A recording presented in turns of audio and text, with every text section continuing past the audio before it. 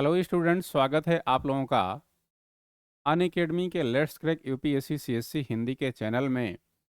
आप लोगों का हार्दिक अभिनंदन है। आप लोगों को यह विदित है कि हम लोग भूगोल का अध्ययन कर रहे हैं और भूगोल का अध्ययन एनसीईआरटी के रूप में कर रहे हैं।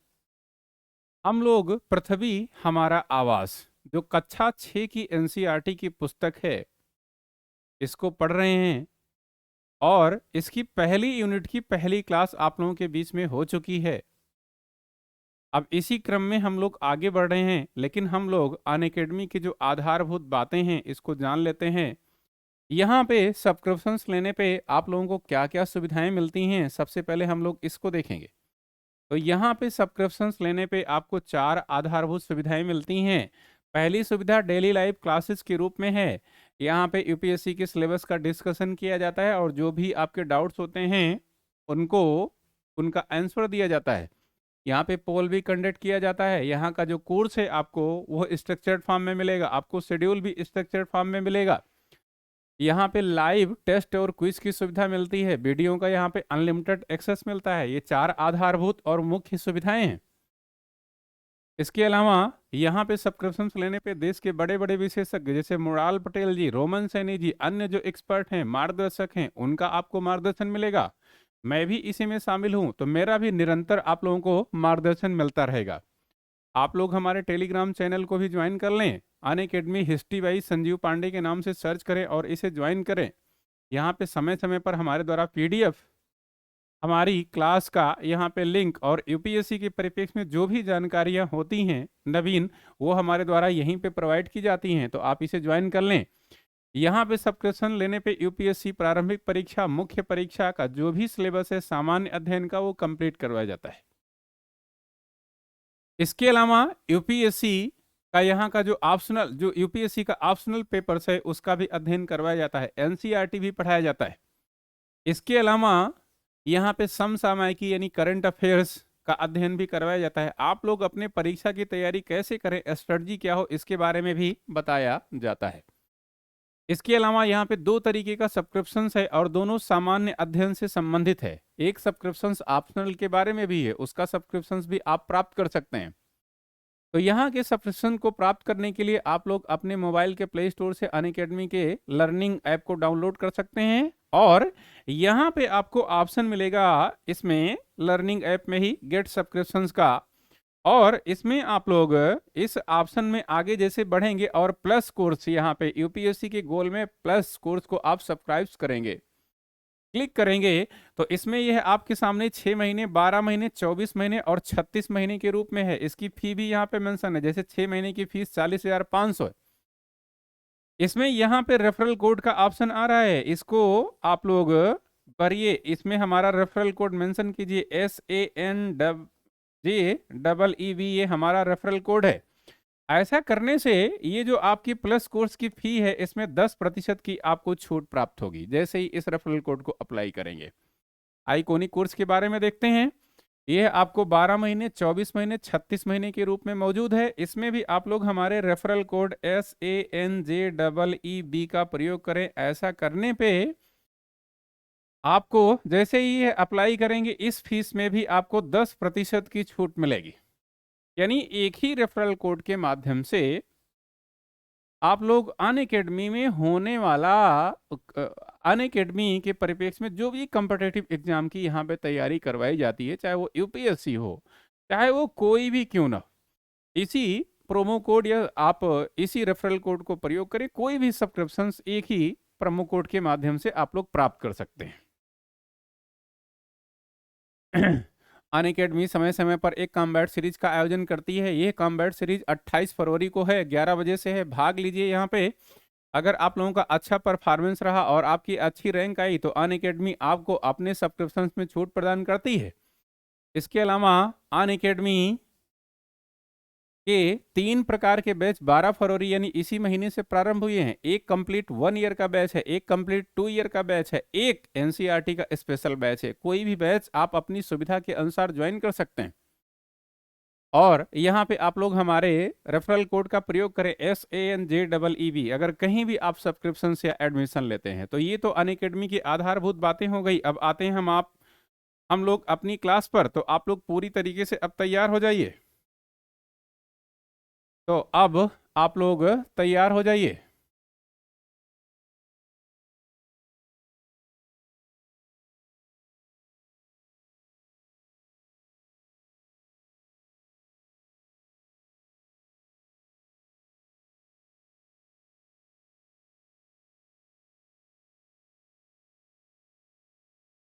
हम लोग भूगोल की एनसीईआरटी का अध्ययन कर रहे हैं, और भूगोल की एनसीईआरटी की पहली यूनिट का हम लोग अध्ययन कर रहे हैं। और पहली यूनिट में हम लोग क्या क्या पढ़ चुके हैं और क्या क्या इस यूनिट में पढ़ना है, अभी आपके सामने तुरंत आ जाएगा। तो चलिए, अब आप लोग पूरी तरीके से तैयार हो जाइए, और इस क्लास को भी आप लोग शेयर कर लीजिए। सभी लोग लाइक भी करिए, इस क्लास को लाइक भी करना है सभी लोगों को। तो चलिए, आप लोगों ने देखा कि एनसीईआरटी भूगोल की पहली क्लास के रूप में जो पृथ्वी हमारे आवास की एनसीईआरटी का हम लोग अध्ययन कर रहे हैं, उसमें हम लोगों ने किन किन पहलुओं का अध्ययन किया, किन किन खंडों का अध्ययन किया, एक बार हम लोग चर्चा कर लेते हैं। तो उसमें हम लोगों ने जो हमारा सौर मंडल है, जिसमें सूर्य है, जिसमें अन्य तारे हैं, जिसमें ग्रह हैं, जिसमें उपग्रह हैं, इनका अध्ययन किया। और सौर मंडल का मुखिया कौन है? सूर्य है, जो एक तारा है, इसका अध्ययन किया। इसके अलावा इसमें हम लोगों ने यह भी देखा कि सूर्य का अपना प्रकाश है, सूर्य की अपनी ऊष्मा है। और हम लोगों ने यह भी देखा कि जो 9 उपग्रह हैं, उसमें से जो 9वां उपग्रह प्लेटो था, उसको अब बौना ग्रह, उपग्रह नहीं ग्रह, उसको अब क्या किया गया है? उपग्रह नहीं ग्रह, उसको अब बौना ग्रह घोषित कर दिया है। और 2006 में आप लोगों ने देखा कि जो अंतरराष्ट्रीय खगोलीय संगठन की बैठक थी, उसमें जो प्लेटो नामक ग्रह था, उसको बौना ग्रह घोषित कर दिया। तो ग्रह अब कितने बचे? 8 ग्रह बचे। तो ये जो 8 ग्रह हैं, इसी में पृथ्वी भी है। और पृथ्वी का केवल एक उपग्रह है, जिसका नाम है चंद्रमा। तो ग्रहों का आज हम लोग अध्ययन करेंगे। इसकी शुरुआत हम लोग पृथ्वी से करेंगे। तो चलिए, तैयार हो जाइए। ये क्या है? ये पृथ्वी, ये ग्रह है। और कुल ग्रह वर्तमान में कितने हैं? 8 हैं। प्लेटो ग्रह की श्रेणी में वर्तमान में नहीं है, 2006 से ही उसको निष्कासित कर दिया गया है। तो आइए, आपके सामने पहला ग्रह है, इसकी खासियत का अध्ययन करते हैं, इसकी विशेषता का अध्ययन करते हैं। यह है पृथ्वी। सूर्य से दूरी के हिसाब से पृथ्वी तीसरा ग्रह है। इसका मतलब क्या हुआ? यानी सूर्य की दूरी के हिसाब से जो पहला ग्रह है, उसका नाम है बुध, और जो दूसरा ग्रह है, उसका नाम है शुक्र, और जो तीसरा ग्रह है, उसका नाम है पृथ्वी। इसी परिप्रेक्ष्य में कहा जा रहा है कि सूर्य की दूरी के हिसाब से ये जो पृथ्वी है, ये तीसरा ग्रह है। यानी सूर्य से सबसे नजदीक बुध ग्रह है, और दूसरा शुक्र है, और तीसरा पृथ्वी है, और सबसे दूर नेपच्यून है। यह पृथ्वी जो है, यह आकार में ग्रहों में ये 5वें स्थान पर है। आकार और प्रकार में जो पृथ्वी है, 8 ग्रहों में ये 5वें स्थान पे है। सूर्य से दूरी के क्रम में तीसरे स्थान पे है। आकार और प्रकार में ग्रहों में इसका 5वां स्थान है। दो बातें महत्वपूर्ण है, दोनों बातों को याद रखिएगा। इसके अलावा यह ध्रुवों पर, ध्रुवों के आसपास में ये जो पृथ्वी है, ये थोड़ा सा चपटी है। यही कारण है कि इसके आकार को भूआप कहा जाता है। इसका जो ये आकार है, इसको क्या कहा जाता है? इसको भूआप कहा जाता है। क्यों? क्योंकि ध्रुवों के आसपास में ये जो पृथ्वी है, ध्रुवों से दूर नहीं, बिल्कुल ध्रुवों के आसपास में। ध्रुव क्या है हम लोग पढ़ेंगे, उसका एक टॉपिक है। तो यहाँ पे क्या है? यहाँ पे यह चपटी है, इसीलिए इसे भूआप कहा जाता है। और भूआप का मतलब क्या होता है? भूआप का अर्थ क्या होता है? भूआप का मतलब होता है पृथ्वी के समान आकार, पृथ्वी के समान आकार। ठीक, आगे बढ़िए। इसमें आप लोग देखिए,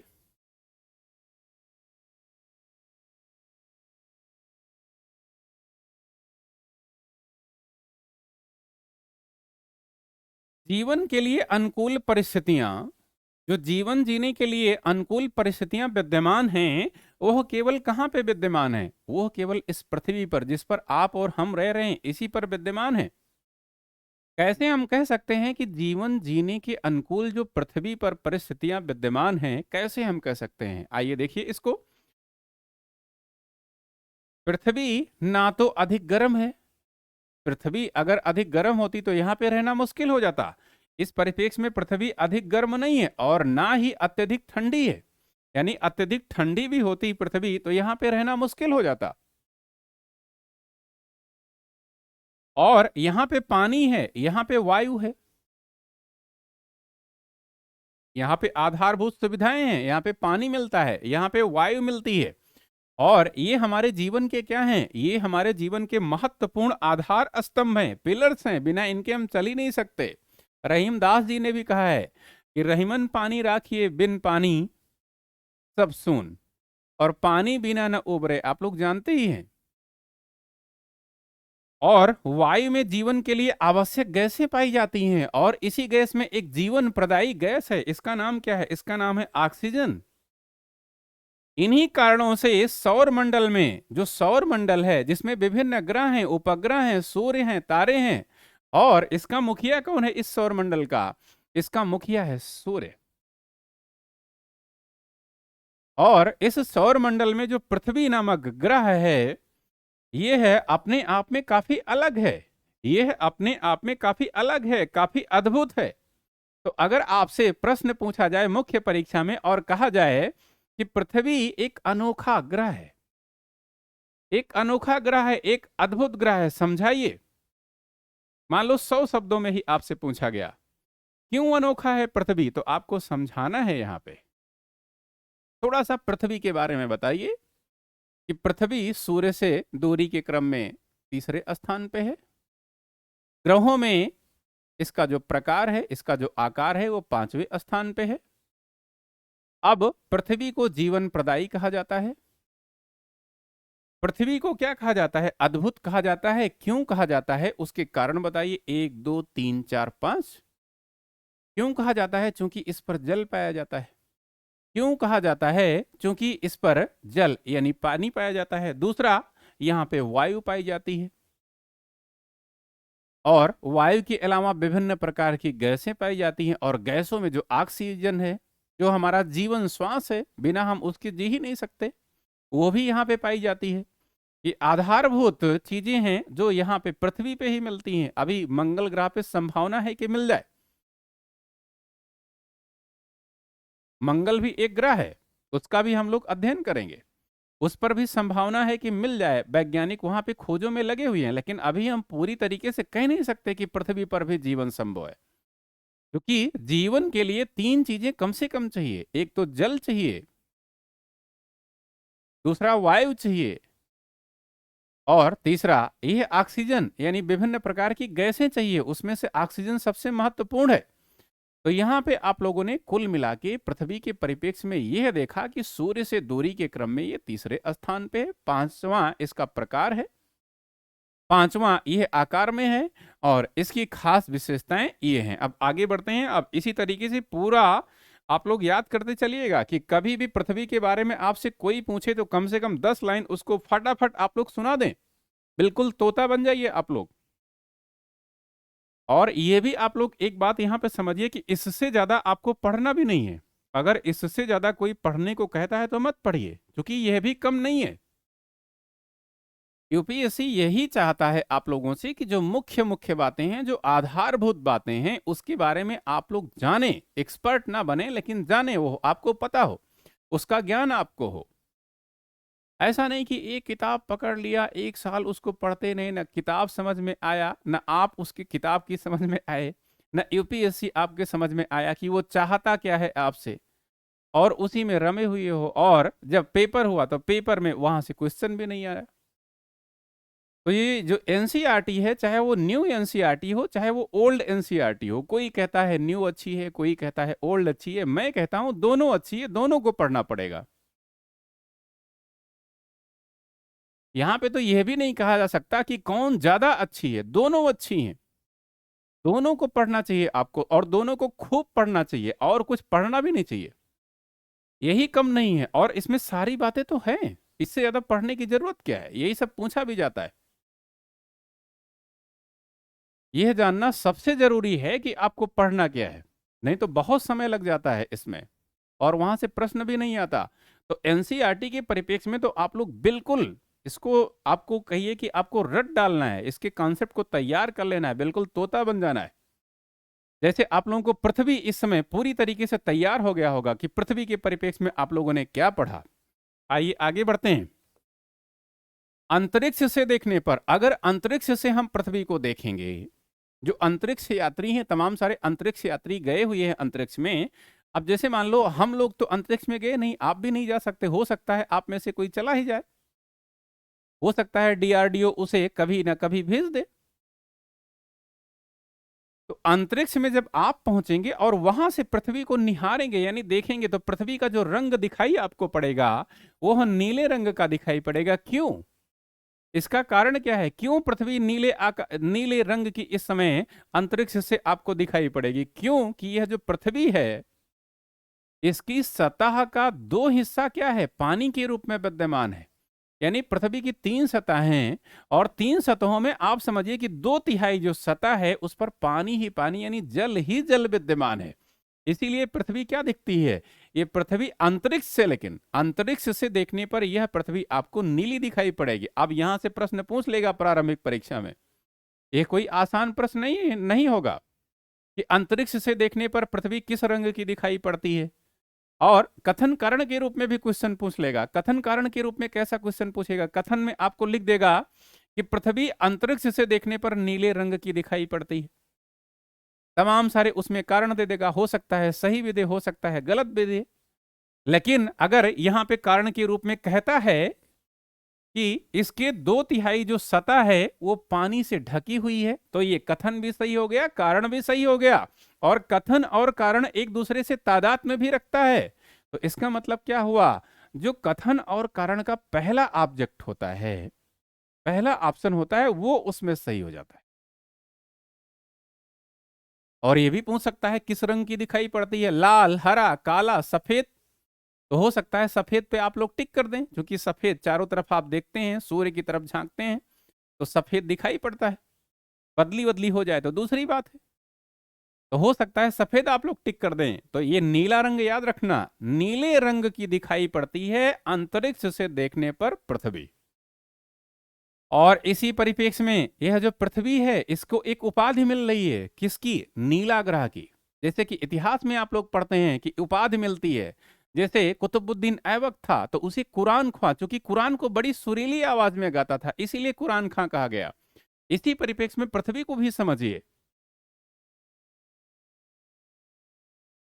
पृथ्वी को एक उपाधि तो मिल रही है और उपाधि इसी परिप्रेक्ष्य में मिल रही है कि अंतरिक्ष यात्री जब पृथ्वी को अंतरिक्ष से देखते हैं तो ये नीली दिखाई पड़ती है।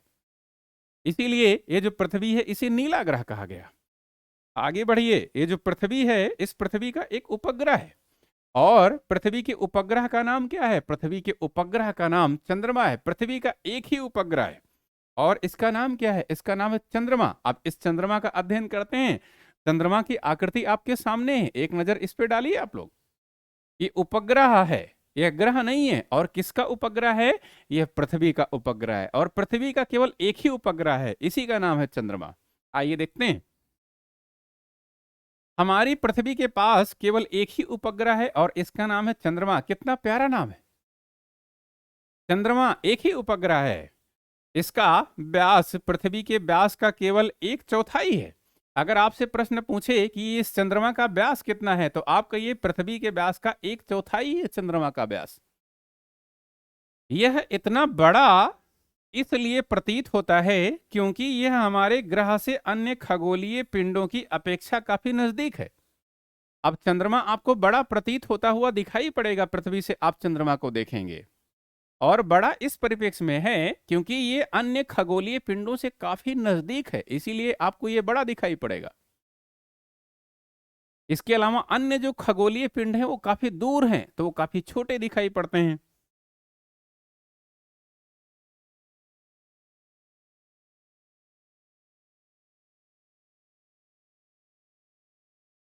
यह हमसे लगभग 3,84,400 किलोमीटर की दूरी पर है। ये जो चंद्रमा है यह पृथ्वी से कितनी दूर है? ये 3,84,400 किलोमीटर है। 3,84,400 किलोमीटर की दूरी पर है। इस तथ्य को याद रखिएगा, ये पृथ्वी से चंद्रमा कितनी दूरी पर है? 3,84,400 किलोमीटर की दूरी पर है। आप लोग एक कॉपी और पेन भी लेके बैठो, यहाँ पे चंद्रमा हेडिंग आप लोग लिख लो, और यहाँ पे 2-3 तथ्य तो कम से कम लिख ही लिया करो, उसका रिवीजन कर लिया करो। उसका रिवीजन करने का बेस्ट तरीका यही है कि इस समय आप लोग लिख लो, और खाना वाना यानी भोजन वगैरह आप लोग ग्रहण करो, उसके बाद में सोने के पहले 5 मिनट इसको देख लो। अब ये चीज फिर आपको कभी नहीं जिंदगी में भूलने वाली। अगर भूलती है तो एक आध दो बार और रिवीजन तो करना ही पड़ेगा भाई, बिना रिवीजन के काम नहीं चलेगा। और रिवीजन जितनी जल्दी जल्दी आप करते हो, उतनी जल्दी आप यूपीएससी के पास पहुंचोगे। यही एक मंत्र है परीक्षा को निकालने का। और ऐसी कोई घुट्टी किसी के पास नहीं है कि वो पिला दे और आप 2 ही दिन में यूपीएससी में पहुंच जाएं, आईएएस बन जाएं। ऐसा कुछ भी नहीं है। अगर कोई कहता भी है तो ये झूठ है पूरी तरीके से। अब आप पृथ्वी से सूर्य एवं चंद्रमा की दूरियों की तुलना कर सकते हैं। पृथ्वी से किसकी दूरियों की? सूर्य की दूरी की और चंद्रमा की दूरी की तुलना कर सकते हैं। तो पृथ्वी से सबसे नजदीक तो चंद्रमा हुआ, और फिर सूर्य और दूर हुआ। आगे बढ़िए।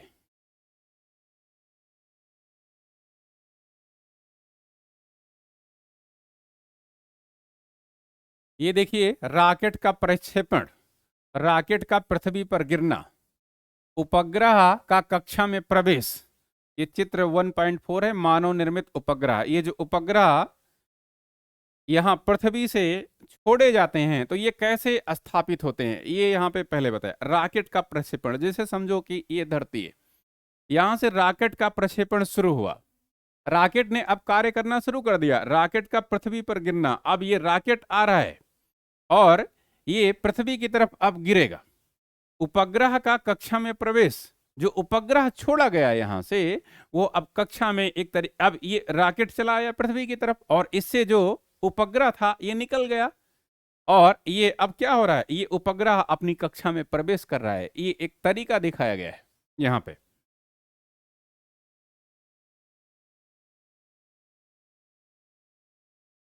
अब इसमें कुछ अन्य बातें हैं, इसको भी यहां पे देखते हैं हम लोग।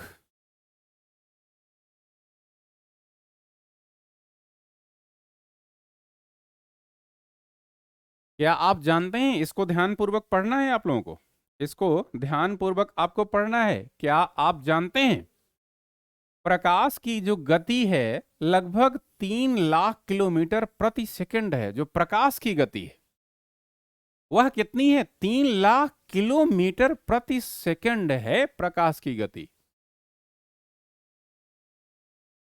3 लाख कन्फर्म में, 3 लाख लिखा हुआ है यहाँ पे, 30,000 भी नहीं लिखा हुआ है। जो प्रकाश की गति है वह 3 लाख किलोमीटर प्रति सेकंड है। प्रति सेकंड में जो प्रकाश है वह 3 लाख किलोमीटर की यात्रा कर लेता है। इस गति के बावजूद सूर्य के प्रकाश को पृथ्वी तक पहुंचने में लगभग 8 मिनट का समय लग जाता है। इस प्रश्न को कई बार पूछा है कि जो सूर्य का प्रकाश है उसको पृथ्वी तक पहुंचने में 8 मिनट का समय लग जाता है। अब यहाँ पे विकल्प में आपको 7 मिनट, 5 मिनट, 6 मिनट भी देता है।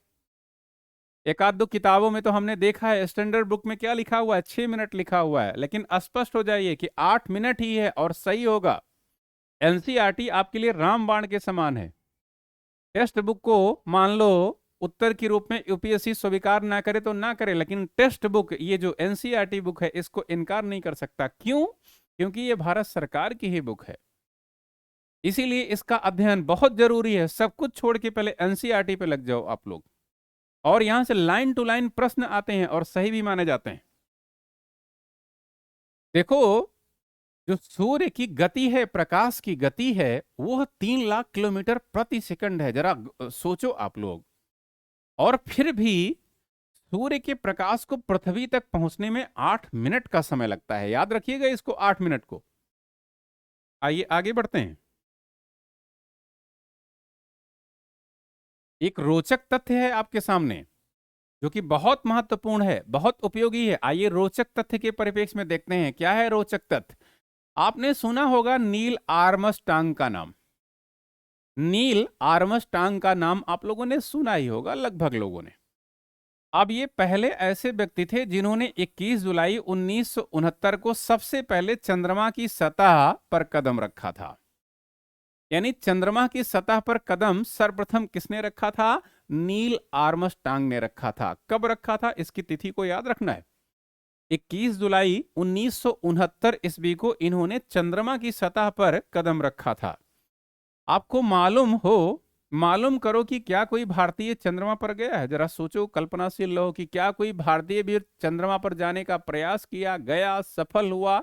उसका नाम क्या था? वो कहाँ का रहने वाला था? किस उम्र में गया? जरा सोचो, कल्पनाशील रहो। लेकिन यह भी जानो यहां पे, यह नील आर्मस्ट्रांग पहला व्यक्ति था जो 21 जुलाई 1969 को चंद्रमा की सतह पर कदम रखा था। नील आर्मस्ट्रांग लिख लीजिएगा यहां पे, नील आर्मस्ट्रांग। अब आइए कुछ प्रमुख तथ्य आपके सामने और हैं। इसमें उपग्रह, तो उपग्रह क्या होता है जो आपने यहां पे देखा था उपग्रह, इसके बारे में समझ। उपग्रह, उपग्रह एक खगोलीय पिंड है। क्या है? उपग्रह एक खगोलीय पिंड है। जैसे ग्रह एक खगोलीय पिंड है, भाई सूर्य भी तो एक खगोलीय पिंड ही है। वैसे क्या है, वैसे उपग्रह जो चंद्रमा था वो भी एक खगोलीय पिंड है। चंद्रमा किसका उपग्रह है? पृथ्वी का उपग्रह है। तो ये भी क्या है? ये भी एक खगोलीय पिंड है। और इसका काम क्या है खगोलीय पिंड का? यह ग्रहों के चारों ओर उसी प्रकार चक्कर लगाता है जिस प्रकार जो ग्रह होते हैं ये सूर्य के चक्कर लगाते हैं। यानी यहां पे समझिए कि ये जो सूर्य है, सूर्य का चक्कर कौन लगा रहा है? सूर्य का चक्कर चारों तरफ ये ग्रह लगाते हैं। और ग्रह का चक्कर कौन लगाता है? ग्रह का चक्कर उपग्रह लगाते हैं। तो जिस प्रकार ग्रह सूर्य का चक्कर लगाते हैं उसी प्रकार आप लोग देखेंगे जैसे पृथ्वी एक ग्रह है और इसका उपग्रह चंद्रमा है, तो चंद्रमा अब पृथ्वी का चक्कर लगाएगी। यानी उपग्रह ग्रह का चक्कर लगाएंगे, यही कहा जा रहा है यहां पे। आइए देखते हैं मानव निर्मित उपग्रह। मतलब ये तो खगोलीय पिंड है, लेकिन कुछ मानव निर्मित उपग्रह भी हैं जो आपने देखा। मानव निर्मित उपग्रह एक कृत्रिम पिंड है। क्या है? एक कृत्रिम पिंड है। जैसे कृत्रिम झील आपको देखने को मिलेगी, कृत्रिम बंदरगाह आपको देखने को मिलेंगे, वैसे जो उपग्रह हैं ये भी तो कृत्रिम हैं और एक कृत्रिम पिंड के रूप में स्थापित होते हैं। यह है वैज्ञानिकों के द्वारा बनाया गया है। इसको किसने बनाया है? इसको वैज्ञानिकों ने बनाया है, जिसका उपयोग ब्रह्मांड के बारे में जानकारी प्राप्त करने एवं पृथ्वी पर संचार माध्यम के लिए किया जाता है।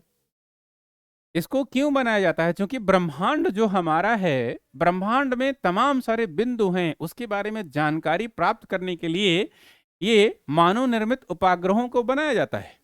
और संचार माध्यम के लिए भी, जैसे ये जो संचार है जो आप लोगों के बीच में प्रकाश जो प्रसारण हो रहा है, जैसे जीपीएस है, तमाम सारी तकनीकें हैं, ये सब उपग्रहों के माध्यम से ही तो संभव हो पाया है।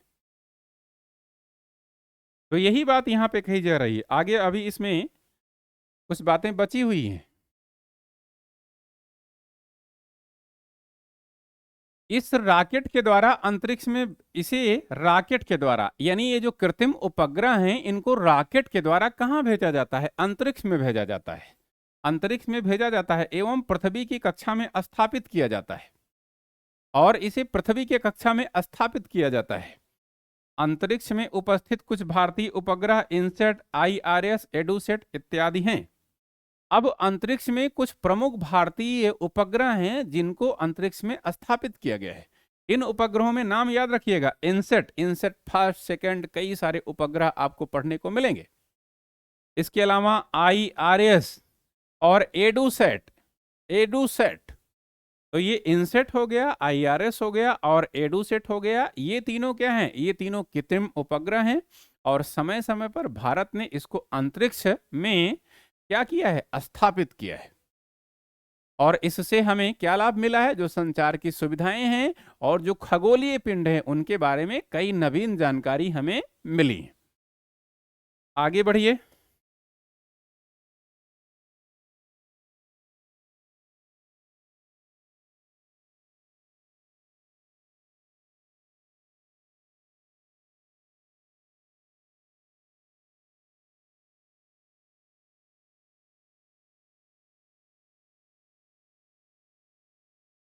चंद्रमा को हम लोग पढ़ रहे थे, इसकी अन्य बातों को आइए पढ़ते हैं।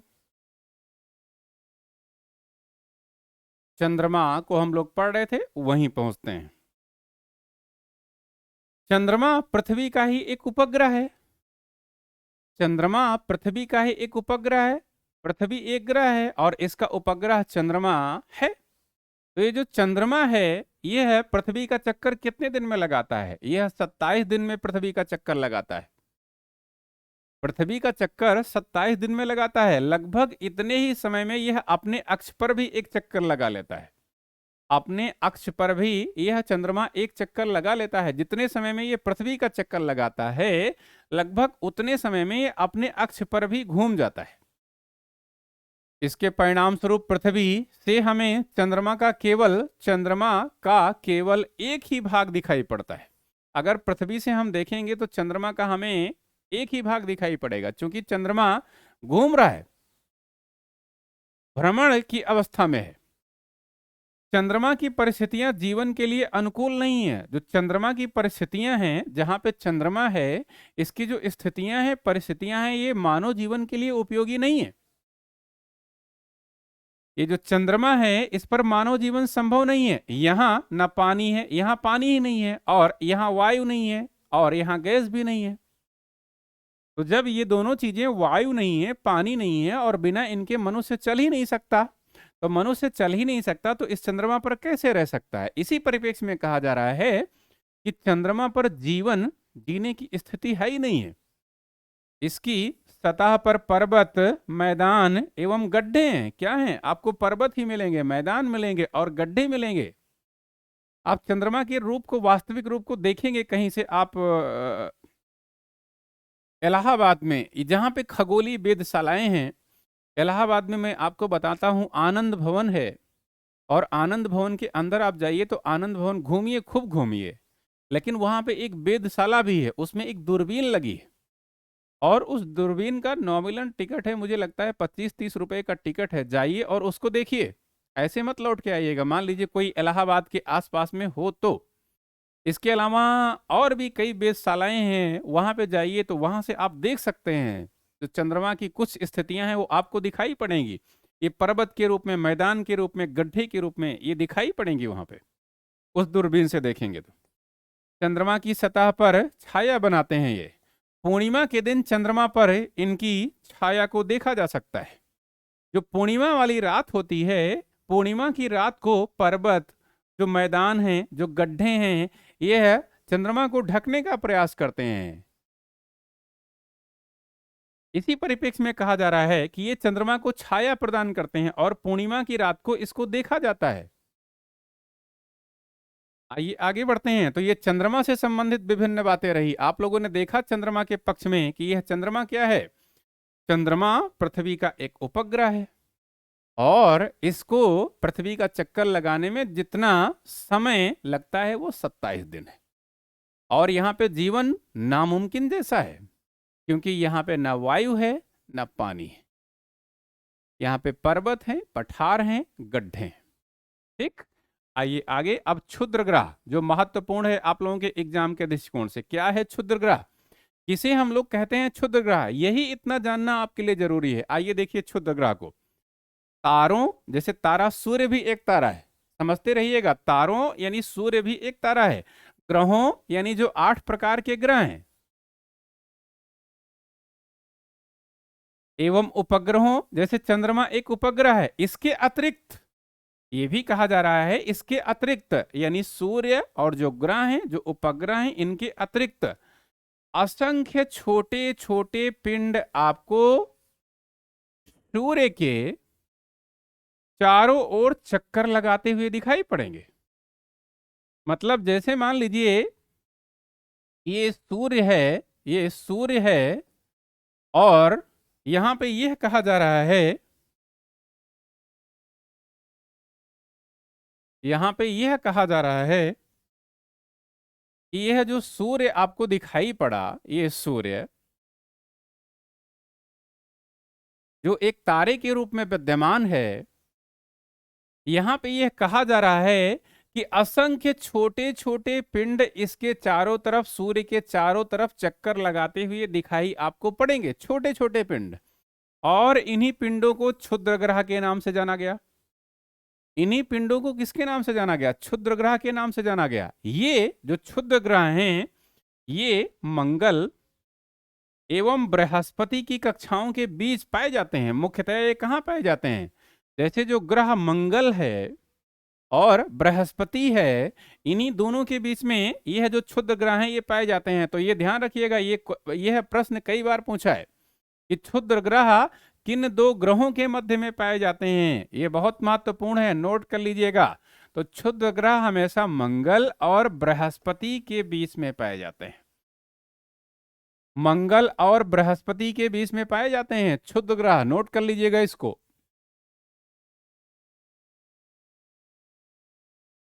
वैज्ञानिकों के अनुसार क्षुद्र ग्रह ग्रह के ही भाग होते हैं। वैज्ञानिकों का मानना है कि ये जो क्षुद्र ग्रह हैं, ये किसके भाग हैं? ग्रहों के ही भाग होते हैं, जो कि बहुत वर्ष पहले विस्फोट के बाद ग्रहों से टूटकर अलग हो गए। ऐसा माना विद्वानों ने, भूगोलविदों ने, कि जो क्षुद्र ग्रह था वह ग्रहों का ही भाग था, लेकिन किसी कारणों से विस्फोट हुआ और विस्फोट की वजह से जो क्षुद्र ग्रह था वो इस ग्रह से अलग हो गया, दूर चला गया। तो क्षुद्र ग्रह के बारे में आप लोगों ने देखा कि ये पृथ्वी, ये सूर्य के क्या लगाते हैं? ये ऐसे पिंड हैं जो सूर्य का क्या लगाते हैं? चक्कर लगाते हैं। और यह मुख्यतः मंगल और बृहस्पति नामक ग्रह के बीच में पाए जाते हैं। लेकिन विद्वानों का यह भी मानना है कि जो क्षुद्र ग्रह हैं ये पहले ग्रह के ही अंग थे और एक विस्फोट के कारण यह ग्रहों से अलग हो गए। एक चित्र यहां पे दिखाया जा रहा है क्षुद्र ग्रहों का। इस क्षुद्र ग्रह को देखिए, यही है क्षुद्र ग्रह। ये आपको दिखाया गया यहाँ पे क्षुद्र ग्रह।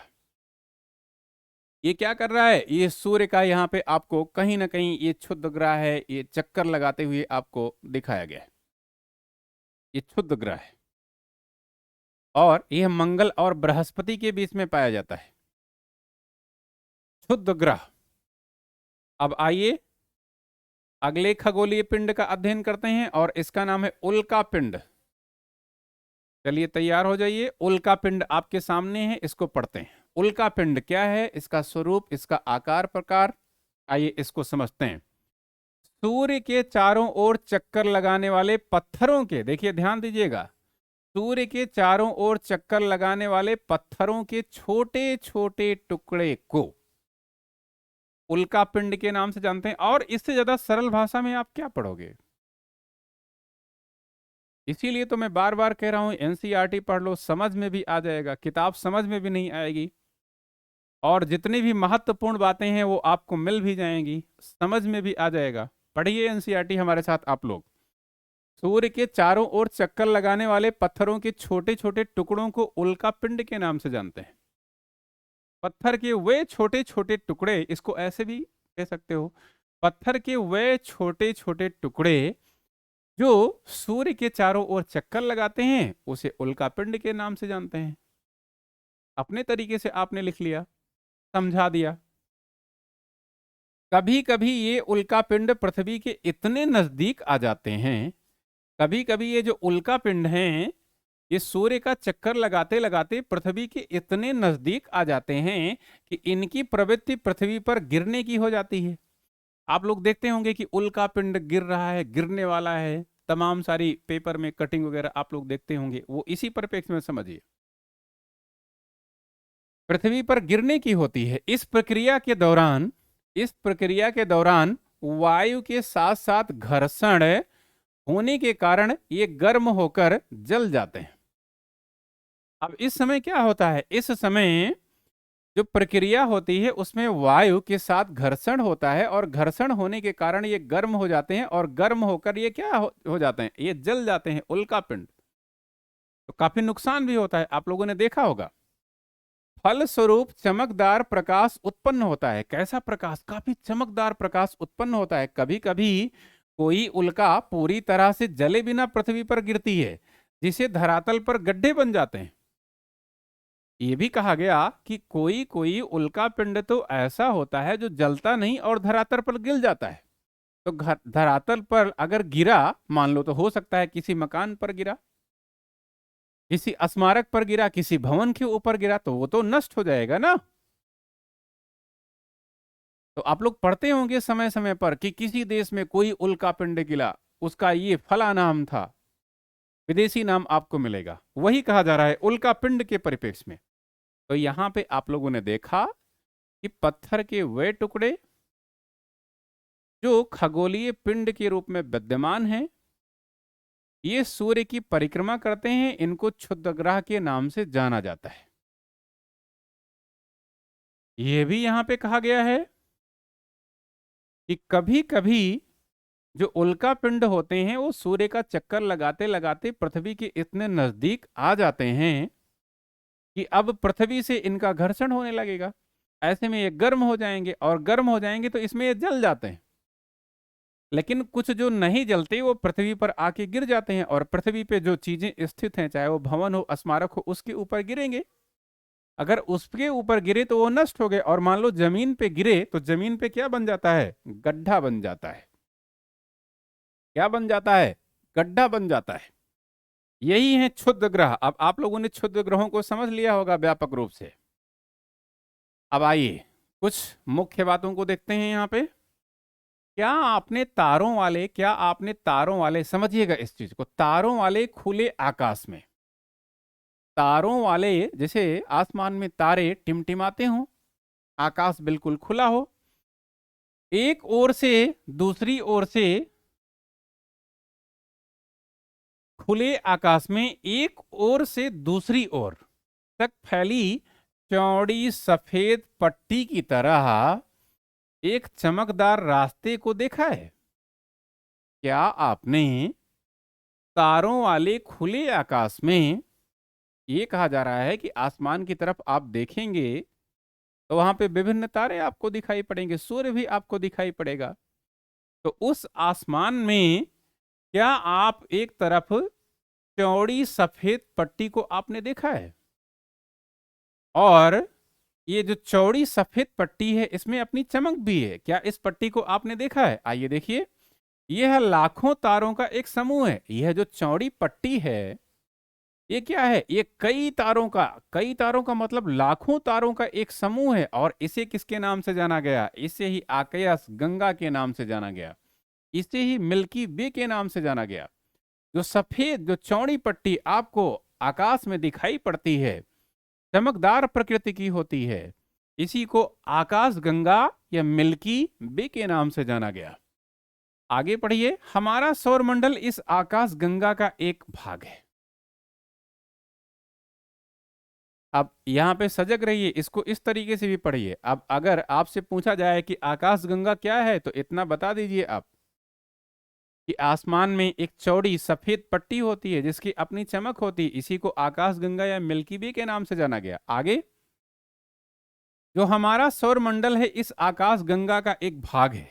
अब जो हमारा सौरमंडल है जिसमें ग्रह, उपग्रह, तारे ये सब मौजूद हैं, ये इसी मिल्की वे यानी आकाश गंगा का भाग है ये सब।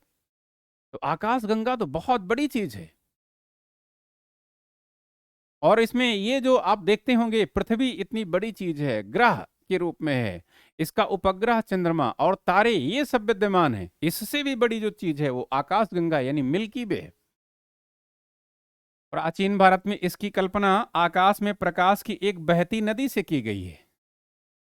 सोचिए, वही तो कहा जा रहा है, एक सफेद पट्टी जो नदी है वो भी आपको किस रूप में, भाई जल के रूप में प्रवाहित होती हुई दिखाई पड़ेगी। तो प्राचीन काल में तो यह भी माना गया इस मिल्की वे के परिप्रेक्ष्य में कि इसकी कल्पना आकाश में प्रकाश की एक बहती नदी से की गई है। किस नदी से की गई? जैसे आकाश में एक बहती, प्रकाश में एक नदी बह रही हो, इस प्रकार इसका नाम आकाश गंगा पड़ा था। इसीलिए इसका नाम आकाश गंगा पड़ा था, क्योंकि आकाश में प्रकाश के समान नदी के रूप में ये विद्यमान है, ये बह रही है। इसीलिए इसका नाम आकाश गंगा या मिल्की वे पड़ा था। मिल्की वे इसका नाम पड़ा था। आकाश गंगा करोड़ों तारों, करोड़ों तारे इसमें विद्यमान हैं। आकाश गंगा में एक दो नहीं, करोड़ों बादलों तथा गैसों की एक प्रणाली है, एक सिस्टम है, एक प्रणाली है आकाश गंगा। इसमें हजारों करोड़ों तारे हैं, बादल हैं और गैसों का समूह विद्यमान है।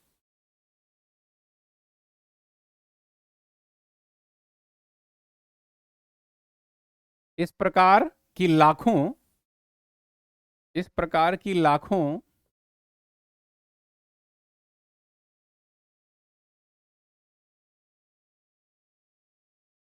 इस प्रकार की क्या कहा गया? इस प्रकार की लाखों आकाश गंगाएं मिलकर ब्रह्मांड का निर्माण करती हैं। यानी अब जो सबसे बड़ा रूप आपके सामने आया वह ब्रह्मांड के रूप में आया। किसके रूप में आया? ब्रह्मांड के रूप में आया। ये आकाश गंगा से भी बड़ा भाग है हमारा ब्रह्मांड। तो पहले तो आपने उपग्रह देखा जैसे चंद्रमा, फिर ग्रह देखा जैसे पृथ्वी, फिर सूर्य देखा, तारा, फिर आकाश गंगा देखा, और यहीं पर नहीं रुके, हम लोग ब्रह्मांड के पास पहुंच गए। यह सबसे बड़ा रूप आपके सामने आया। ब्रह्मांड का निर्माण करती हैं। ब्रह्मांड की विशालता की कल्पना करना अत्यधिक कठिन है। अब यह ब्रह्मांड कितना विशाल है, इसका आकार, प्रकार, बनावट, इसकी कोई सीमा नहीं है, अथाह है ये। इसकी कोई सीमा नहीं है, अथाह है। तो इसकी कल्पना करना अत्यंत कठिन है। वैज्ञानिक भी अभी, जो वैज्ञानिक हैं वो भी अभी इसके बारे में अधिक से अधिक जानकारी एकत्र करने में जुटे हैं। अभी वैज्ञानिकों को वास्तव में इसके बारे में सारी जानकारी नहीं मिली है। ब्रह्मांड के बारे में, इसके आकार के संबंध में हमें कोई जानकारी नहीं है कि इसका आकार क्या है। सोचिए, अभी कोई जानकारी नहीं है। लेकिन फिर भी हम यह जानते हैं कि हम सभी इसी ब्रह्मांड का हिस्सा हैं। हम सभी इसी ब्रह्मांड का हिस्सा हैं, इतना हम जानते हैं कि हम सभी इसी ब्रह्मांड का हिस्सा हैं। ठीक, तो यह बात रही यहां पे आकाश गंगा की बात। अब एक चित्र था आकाश गंगा का, ये देखिए आकाश गंगा मिल्की वे का एक दृश्य देखिए, और आपको ये दिखाई पड़ रहा होगा जैसे कहा गया कि प्रकाश की एक गंगा बह रही हो। प्रकाश की एक चौड़ी पट्टी यहां पे दिख रही हो, सफेद पट्टी आपको दिख रही हो, और दिख रही होगी आपको आसमान की तरफ। आप देखिए सफेद पट्टी आपको दिखेगी जैसे यहां पे दिख रही है। और इसी को आकाश गंगा या मिल्की वे के नाम से जाना गया। जैसा कि प्राचीन भारत में लोगों ने कहा ही कि आकाश में अगर कोई प्रकाशशील नदी बह रही है तो इसी को आकाश गंगा के नाम से जाना गया। यही यहां पे आपको दिख रही होगी, यही है मिल्की वे, यही है आकाश गंगा। और इस ब्रह्मांड के परिप्रेक्ष्य में हम लोगों ने अध्ययन किया। अब आइए देखिए,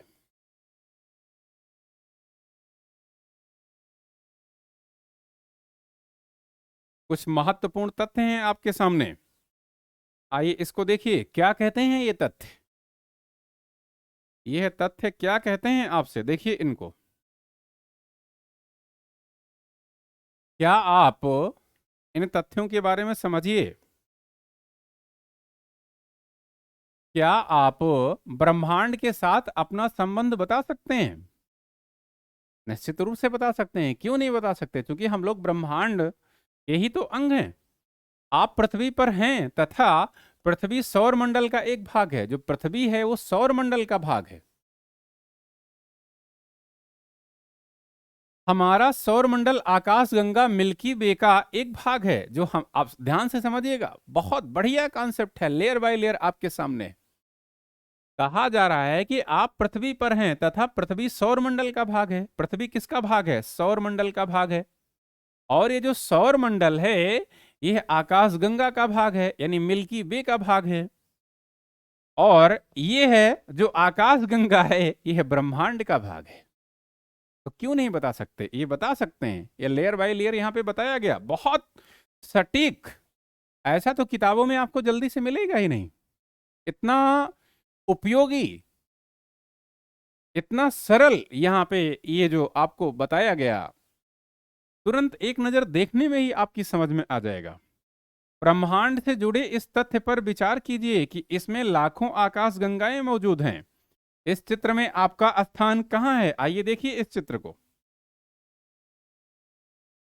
ब्रह्मांड में लाखों आकाश गंगाएं, ये देखिए, ये ब्रह्मांड है, ये ब्रह्मांड है पूरा। और इस ब्रह्मांड में कई आकाश गंगाएं हैं, मिल्की वे हैं। और फिर जो एक अगला भाग आता है, ये सौर मंडल का भाग आता है। और फिर सबसे छोटा जो भाग है वो पृथ्वी है, और इसी पृथ्वी पर आप स्थित हैं, इसी पृथ्वी पर आप स्थित हैं। ठीक। अब आइए कुछ महत्वपूर्ण बातों को देखते हैं। निम्नलिखित प्रश्नों के उत्तर दीजिए फटाफट आप लोग। चलिए अभ्यास कीजिए फटाफट, सोचिए, कल्पनाशील हो जाइए। जो आपने पढ़ा है उसी से संबंधित चीजें हैं। कहा जा रहा है ग्रह और तारों में क्या अंतर है?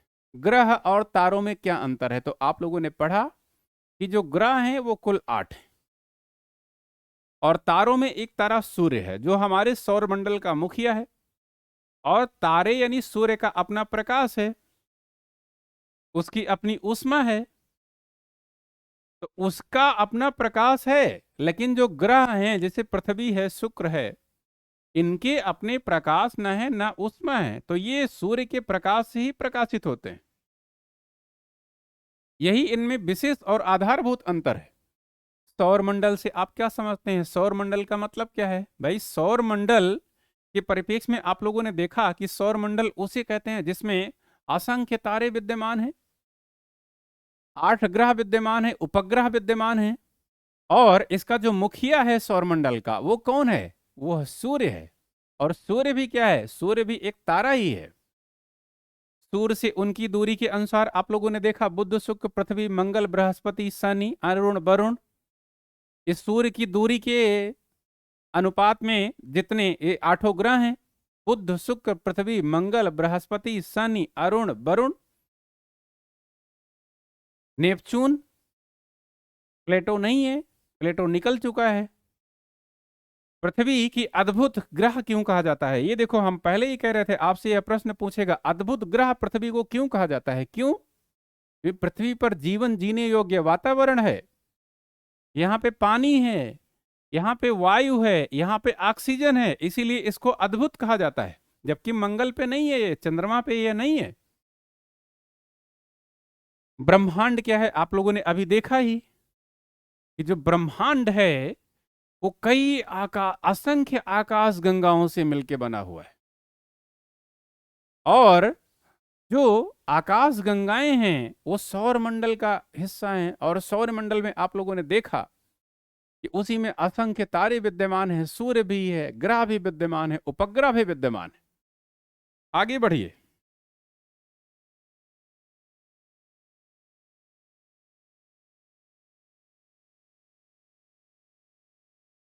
यह महत्वपूर्ण प्रश्न आप लोगों के बीच में है, यह कई बार यूपीएससी के एग्जाम्स में पूछा भी गया है। आइए देखिए इसको, सही उत्तर का निशान लगाइए। प्रश्न क्या है? किस ग्रह को पृथ्वी का जुड़वा ग्रह कहा जाता है? 3 ऑप्शन है आपके सामने, जल्दी से बताइए, आप लोगों को मौका दे रहा हूं। का में है बृहस्पति, खा में है शनि, और गा में है शुक्र। पृथ्वी का जुड़वा ग्रह किसे कहा जाता है? जल्दी बताइए, देखता हूं कौन बताता है। मैं देखूंगा जरूर कमेंट आपका, कमेंट करके आप लोग बताइए किस ग्रह को पृथ्वी का जुड़वा ग्रह कहा जाता है? जुड़वा ग्रह कहा जाता है, वो भी पृथ्वी का, पृथ्वी का जुड़वा ग्रह। तो क्या होगा भैया? शुक्र को जुड़वा ग्रह कहा जाता है। ये जो शुक्र है इसको जुड़वा ग्रह कहा जाता है। क्यों कहा जाता है जुड़वा ग्रह? क्योंकि शुक्र का जो आकार है, प्रकार है, बनावट है, वो पृथ्वी के समान है, इसीलिए शुक्र को जुड़वा ग्रह के नाम से जाना जाता है। सूर्य से तीसरा सबसे नजदीक ग्रह कौन सा है? यह भी आपके प्रश्न में है। अब इसको भी बताइए आप लोग, सूर्य के सबसे तीसरे नजदीक ग्रह का नाम बताइए। तीसरा नजदीक ग्रह शुक्र है या पृथ्वी है या बुध है? बताइए जल्दी से, 30 सेकंड का मौका आपको मिलेगा, बताइए फटाफट, देखता हूं कौन बताता है। 30 सेकंड का मौका है, 10 सेकंड बचा हुआ है, आगे बढ़िए। अब ये पृथ्वी के बारे में सोचिए, शुक्र के बारे में और बुध के बारे में सोचिए, और बुध को यहाँ पे काटिए। आप सोचिए कि ये बुध तो यार सूर्य के सबसे नजदीक है, यानी पहले क्रम पे आता है, तो इसको काट दीजिए यहाँ पे। अब इसकी तरफ नजर मत दौड़ाइए, यह प्रश्न को करने का तरीका है। शुक्र यानी बुध के बाद में तो शुक्र आता है, तो ये दूसरे स्थान पे है, यहाँ पे दूसरा स्थान लिख के इसको काट दीजिए। अब बचा क्या? अब यही बचा, तो फिर यही सही हो जाएगा, और यही सही है भी। तो पृथ्वी के सूर्य से तीसरा सबसे नजदीक ग्रह जो है वो पृथ्वी है, और पहला बुध है, दूसरा शुक्र है, तीसरा पृथ्वी है, चौथा मंगल है, पांचवा बृहस्पति है, छठवां शनि है, और फिर अरुण वरुण आपके सामने, यूरेनस नेपच्यून आपके सामने है। यूरेनस नेपच्यून आप लोग याद रखिएगा, ठीक। तो ये एक तरीके से आप लोगों के सामने जो पृथ्वी हमारा आवास है उसकी जो पहली यूनिट रही वो आपके सामने कंप्लीट हुई। और इसी के साथ मैं आज की अपनी क्लास को बंद करता हूं, यहाँ पे ख़त्म करता हूं। निश्चित रूप से आप लोगों की समझ में पूरी तरीके से आया होगा, और इसका थोड़ा सा एक बार रिवीजन भी आप लोग कर लीजिएगा, जिससे फिर ये आपको जल्दी से भूलेगा नहीं। तो चलिए फिर, आप लोगों को बहुत बहुत धन्यवाद, बहुत बहुत शुक्रिया। अगली यूनिट निश्चित रूप से निरंतर आपके सामने आती रहेगी। Thank you.